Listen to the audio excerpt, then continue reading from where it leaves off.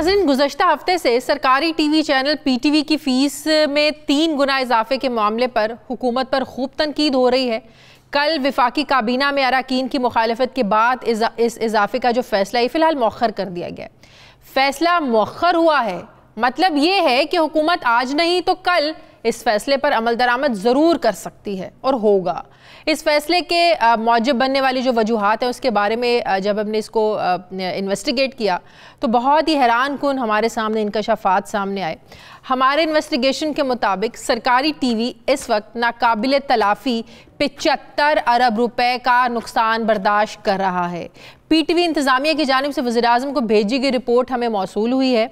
इस रिपोर्ट के मुताबिक पीटीवी की इंतज़ामिया ने पीटीवी न्यूज़ समेत 7 मंसूबों को नाकाबिले अमल करार दिया है। पीटीवी न्यूज़ मंसूबे में 15 अरब 68 करोड़ रुपयों का नुकसान का सामना है। पीटीवी होम को 17 अरब 24 करोड़, पीटीवी ग्लोबल को 1 अरब 20 करोड़ रुपए के नुकसान का सामना है। इसी तरह पीटीवी नेशनल को 2 अरब 21 करोड़ रुपए और पीटीवी स्पोर्ट्स को 1 अरब 40 करोड़ रुपए नुकसान का सामना करना पड़ रहा है।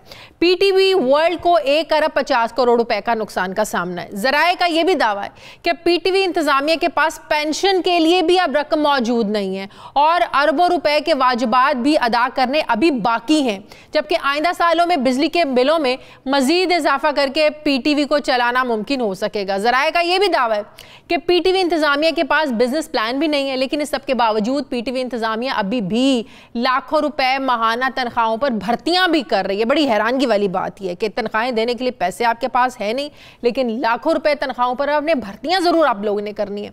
वफाकी वज़ीर इत्तलात और नशरियात शिबली फराज की मुखालिफत के बावजूद बासर ग्रुप ने समरी मंजूरी के लिए इरसाल करवाई है। वफाकी काबीना ने पीटीवी फीस में इजाफे का फैसला 1 हफ्ते के लिए मौखर कर दिया, मगर क्या हुकूमत ये फैसला मुस्तकिल तौर पर वापस लेगी? महंगी बिजली के सताए अवाम की जेबों से ही 26 अरब रुपए सालाना निकालना आखिर ये क्यों ज़रूरी है? पीटीवी के लिए कोई बिजनेस प्लान आखिर क्यों बाकायदा तौर पर नहीं बनाया जाता है? मैं बात करूंगी, मुझे ज्वाइन किया है इस्लामाबाद के ब्यूरो चीफ सुहेल भट्टी ने। बहुत शुक्रिया सुहेल भट्टी आपका। सुहेल भट्टी, अब तक तो लग ये रहा है कि 26 अरब रुपए निकलवाने का जो फैसला है, बिलों में डालने जो रकम डालनी है इन लोगों ने, ये सिर्फ मौखर हुआ है, पोस्टपोन हुआ है, ये कैंसिल नहीं हुआ है। इसका मतलब है अगले हफ्ते, 2 हफ्ते बाद, 3 हफ्ते बाद जब ये थोड़ा मामला ठंडा पड़ जाएगा और ये चुपके से आराम से ये लोग जो है ना वो सारी कार्रवाई डाल देंगे। जी शाज़, बिल्कुल ऐसी ही बात है। चूंकि इस मामले को वक्ती तौर के ऊपर मौखर किया गया है, चूंकि पीटीवी को 75 अरब रुपए के नाकाबिले तलाफी नुकसान का सामना है और कोई एक ऐसा रास्ता नहीं है जिसके ज़रिए से पीटीवी इस नुकसान को पूरा कर सके। नवंबर 2019 में बुनियादी तौर के ऊपर पीटीवी के बोर्ड ऑफ डायरेक्टर ने पीटीवी को जो बदतरीन माली बहरान का सामना था उसके पेश नज़र उन्होंने पीटीवी की जो फ़ी बिजली के बिलों के ज़रिए से वसूल की जाती है, ये 35 रुपये से बढ़ाकर 100 रुपये करने का फैसला किया। 92 न्यूज़ ने उस वक्त इस मामले को रिपोर्ट किया था, लेकिन हम ये समझ रहे थे कि जब ये मामला प्राइम मिनिस्टर पाकिस्तान तक पहुँचेगा तो वो यकीनी तौर के ऊपर ये पूछेंगे कि आपके पास बिजनेस प्लान क्या है। हाँ। और शायद ये बोझ महंगी बिजली के अवाम पर मुंतकिल ना हो, लेकिन इसके बरक्स हुआ। अब एक पीटीवी की इंतजामिया की जानिब से वजारत इत्तलात और नशरियात की तवज्जो से प्राइम मिनिस्टर इमरान खान साहब को एक रिपोर्ट पेश की गई है। नाइट एडिशन को एक्सक्लूसिवली मसूल होने वाली इस रिपोर्ट के अंदर पूरा माजरा बयान किया गया है कि मामला है क्या। इस दस्तावेज से हमें पता चला है कि 75 अरब रुपए का नुकसान है, पेंशन के लिए रकम नहीं है और वो 7 मंसूबे जो कौमी मफाद के मंसूबे जिन्हें कहा जाता है, दुनिया भर के अंदर जो मुख्तलिफ सरकारी टेलीविज़न होते हैं उनको रन करना लाजमी होता है। और लेकिन मौजूदा हालात के अंदर जब मार्केट के अंदर इतनी डाइवर्सिफिकेशन रही, बिजनेस प्लान ना होने की वजह से हमें पीटीवी न्यूज़, पीटीवी होम जिनकी तमाम तफसीलात आपने बताई, हमें 39 रुपए का यहाँ नुकसान का सामना है। लेकिन इसी रिपोर्ट के अंदर प्राइम मिनिस्टर ऑफ पाकिस्तान को यह भी बताया गया है कि पाकिस्तान टेलीविज़न के 9 मजमूई तौर के ऊपर चैनल हैं जो कि national integrity, unity, ethnic diversity, national narrative, family values को फ़रोग देने के हवाले से मुल्क में अमन, इत्तेहाद, उम्मीद, मुस्बत पाकिस्तान का तशख़्ख़ुस और बिलखसूस बैरून मुल्क आलमी सतह के ऊपर जो दुश्मन ताकतें पाकिस्तान के खिलाफ प्रोपेगेंडा करती हैं, पीटीवी के चैनल्स के ज़रिए उनका तोड़ किया जाता है। इसका इंपॉर्टेंस इस कदर है, लेकिन इसी जानिब आप सुनकर हैरान होंगी, इसी रिपोर्ट में कहा गया है कि ये 7 मंसूबे पीटीवी न्यूज, पीटीवी होम समेत पीटीवी ग्लोबल, पीटीवी वर्ल्ड, ये नॉन वायबल हैं। इसमें इस रिपोर्ट में प्राइम मिनिस्टर को कहा गया कि ये नॉन वायबल है।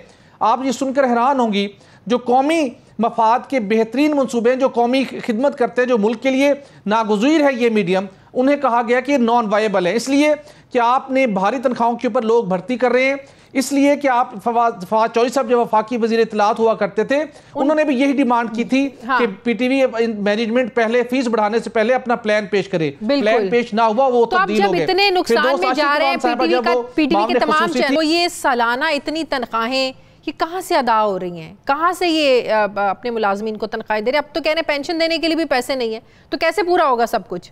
इसका मतलब है नहीं, ये फैसला करना पड़ेगा बिजली के बिलों में फीस डालने वाला। देखिए इनके पास, देखिए एग्जैक्टली, देखिए काबीना ने जो रातों रात सर्कुलेशन के जरिए से एक ऐसी समरी थी जो बुनियादी तौर के ऊपर सर्कुलेशन ये वफाकी काबीना में जानी ही नहीं चाहिए थी। 2004-05 में जब बिजली के बिलों से 3500 रुपये वसूल करने का फैसला हुआ, उस वक्त ये मामला मनी बिल के जरिए से, बजट के जरिए पार्लियामेंट हाउस में पेश किया गया था। अरकान कौमी असम्बली, सेनेट की मंजूरी के बाद यह सिलसिला शुरू हुआ। अगर आप वाकई ही पीटीवी के मसाइल थे, आप एक बिजनेस प्लान तैयार करते और उसके बाद अगर कुछ फीस बढ़ानी है, मामला पार्लियामेंट के सामने जाना चाहिए था।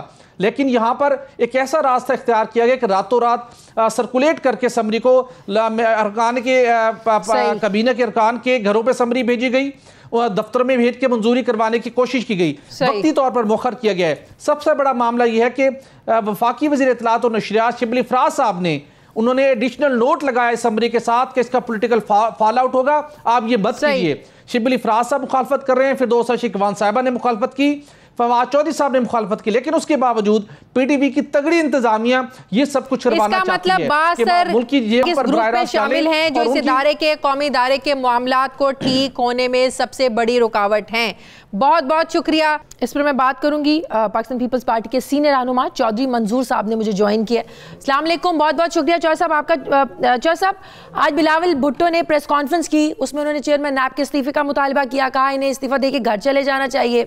बात यह है कि उनको सुप्रीम कोर्ट ने ख्वाजा बरादरान केस में फैसला देते हुए नैब के बारे में जो सवालात उठाए हैं, ज़्यादा मीडिया पर भी इस पर बात हो रही है, जिस तरीके से क्वेश्चंस को रेस किया गया है कि एक तरफा एहतसाब के बारे में बात हो रही है, लेकिन सादा सा सवाल ये, बड़ा सादा सा, वो ये कि 5 साल आप लोग भी हुकूमत में रहे हैं, नून लीग भी हुकूमत में रही है, लेकिन तंग आप लोग भी हैं, तंग नून लीग भी है। आप लोग अपने अपने दौरे हुकूमत में क्यों आखिर नैब कवानीन में तरमीम नहीं कर सके? आखिर कैसे आप लोग क्वेश्चन उठा रहे हैं इस सारे प्रोसेस पे? मेरे ख्याल मैं आज बिलावल साहब के साथ बैठा हुआ था जब प्रेस कॉन्फ्रेंस की है, तो उसको पूरा फिक्रा सुनना चाहिए। उन्होंने कहा कि इस नैब को बंद करें और एक ऐसा इदारा जो अक्रॉस द बोर्ड सबकी करप्शन पे काम करे, वो इदारा होना चाहिए। और दूसरा उन्होंने कहा कि नैब के बारे में जो पाकिस्तान पीपल्स पार्टी के शुरुआत से खदशात थे, जो मोहतरमा बेनजीर भुट्टो के खदशात थे, जब ये नैब नहीं था, जब ये एहतसाब कमीशन था, जब वो एहतसाबुर रहमान, क्या नाम था उसका, वो सैफुर रहमान जब इसका चेयरमैन था, तब भी जब मियां नवाज शरीफ साहब के दौर में, तब भी हम कहते थे कि ये पॉलिटिकल इंजीनियरिंग हो रही है, ये अपने मुखालफिन को दबाने का एक इदारा है। फिर उसके बाद मुशर्रफ ने उसको अपने काफ लीग बनाने के लिए इस्तेमाल किया। फिर उसके बाद आप देखते हैं कि किस तरह से लोगों की लॉयल्टीज, और जो हमने कहा वो सुप्रीम कोर्ट ने, जस्टिस मकबूल बाकर साहब ने अपने फैसले में लिख दिया, और उन्होंने कहा कि ये पॉलिटिकल इंजीनियरिंग का, ये उन्होंने कहा कि छोटे लोगों को ये अपने क्रोनीज को इलेक्ट करवा के उनको लाकर इसके जरिए उनसे रूल करवाया जाता है। उन्होंने कहा कि डिवाइड के एक तरफ लोगों को पूछा जा रहा है, लेकिन बात सवाल वही है ना कि आपने अपने दौरे हुकूमत में इसको बदलने की या इतना अच्छा इदारा बनाने की कोशिश क्यों नहीं की? कोई कानून क्यों नहीं बनाया? तरमीम आप लोग क्यों नहीं लेके आए जहां पर सबका बराबर का एहतसाब हो, ना सियासी मुखालिफिन के लिए इस इदारे को इस्तेमाल किया जा सके? मैं अर्ज करता हूँ इस पे नून लीग ने अभी भी कहा है। हमने जब 18वीं तरमीम हो रही थी 2010 के अंदर, उस वक्त भी कहा था, और उस पे कहा था कि ये इसको इस तरह से होना चाहिए, इस इदारे को। नून लीग उस वक्त नहीं मानी थी। हमारे पास सिंगल हैंडेडली इतने वोट नहीं थे कि हम कोई सादा कानून साजी भी कर सकते। हमारे पास 7 तो अलाइज थे ना, MQM, काफ लीग, बाकी, तो वो नहीं उस तरह से मानते। फिर हमने दोबारा भी कोशिश की, जब नून लीग का दौर था तब भी हमने कोशिश की, उनको कहा, वो नहीं माने। लेकिन आज वो कह रहे हैं कि हमसे गलती हुई। सो पाकिस्तान पीपल्स पार्टी ने कोशिश की, चूंकि पाकिस्तान पीपल्स पार्टी ने तो भुगता हुआ था। जरदारी साहब इतना लंबा अरसा जेल में रहे, नून लीग के दौर में, फिर मुशर्रफ के दौर में।